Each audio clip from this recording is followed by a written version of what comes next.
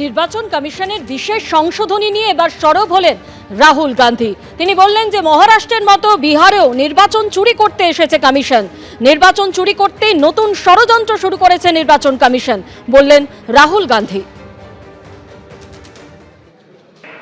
जैसे महाराष्ट्र में चुनाव चोरी किया गया, वैसे ही बिहार में चुनाव चोरी करने की कोशिश की जा रही है और चुनाव चोरी करने के लिए इलेक्शन कमीशन ने नई साजिश शुरू की है। इलेक्शन कमीशन बीजेपी का अंग का काम कर रहा है, अपना काम नहीं कर रहा है। महाराष्ट्र में लोकसभा और विधानसभा के बीच में 1 करोड़ नए वोटर आ गए।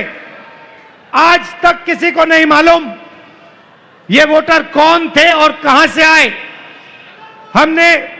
हमने इलेक्शन कमीशन से एक बार नहीं अनेक बार कहा है, आप हमें वोटर लिस्ट दीजिए, आप हमें वीडियोग्राफी दीजिए। इलेक्शन कमीशन नहीं देता है। কলকাতায় যাত্রা শুরু করছে আরও দুটি টানেল বোরিং মেশিন। আমরা এই মুহূর্তে দাঁড়িয়ে রয়েছি খিদিরপুর এলাকায়। জোকা থেকে এসপ্ল্যানেড পর্যন্ত যে প্রস্তাবিত মেট্রো লাইন, সেটা আমরা জানি যে মোমিনপুরের পর থেকে মাটির নিচ দিয়ে যাতায়াত করবে এবং মাটির নিচে যাওয়ার জন্য টানেল বোরিং মেশিনও প্রস্তুত হয়েছে। দুটি টানেল বোরিং মেশিন, তাদের নাম দেওয়া হয়েছে দুর্গা এবং দিব্যা।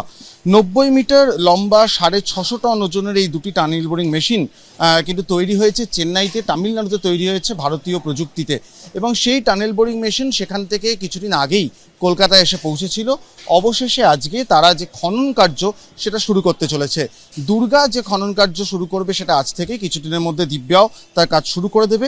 এখনো পর্যন্ত যেটা বলা হচ্ছে যে এই টানেল বোরিং মেশিন প্রাথমিকভাবে ভিক্টোরিয়া মেমোরিয়াল পর্যন্ত 1.7 কিলোমিটার গর্ত খনন করবে এবং তার জন্য যে সময় ধার্য করা হয়েছে সেটা 2026 সালের মে মাস।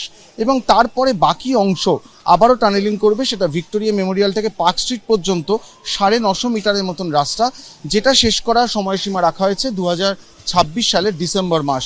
অর্থাৎ 2026-এর ডিসেম্বরের মধ্যে পার্ক স্ট্রিট অবধি কাজ শেষ হয়ে যাবে, এমনটাই আশা করছে মেট্রো এবং আরভিএনএল কর্তৃপক্ষ। তারপরে পার্ক স্ট্রিট থেকে এসপ্ল্যানেড পর্যন্ত বাকি কাজ কাট অ্যান্ড কভার পদ্ধতি, অর্থাৎ পুরনো পদ্ধতিতে একেবারে মাটির গর্ত খুঁড়ে কাজ শুরু হবে। সার্বিকভাবে যেহেতু এর আগে বউবাজার বা অন্যান্য ঘটনার পরে মেট্রোর খনন কার্য নিয়ে মানুষের মধ্যে একটা উদ্বেগ কাজ করে, তার জন্য বাড়তি নিরাপত্তা, বাড়তি নজরদারি সবই ব্যবস্থা করা হচ্ছে। একাধিক হেরিটেজ বিল্ডিংয়ের নিচ দিয়ে বা পাশ দিয়ে যাওয়া এই মেট্রোর খনন যাতে নির্বিঘ্নে হয় তার জন্য অত্যন্ত তৎপর আরভিএনএল ও মেট্রো কর্তৃপক্ষ। ক্যামেরায় অভিজিতের সঙ্গে অরিত্রিক ভট্টাচার্য, এবিপি আনন্দ, কলকাতা।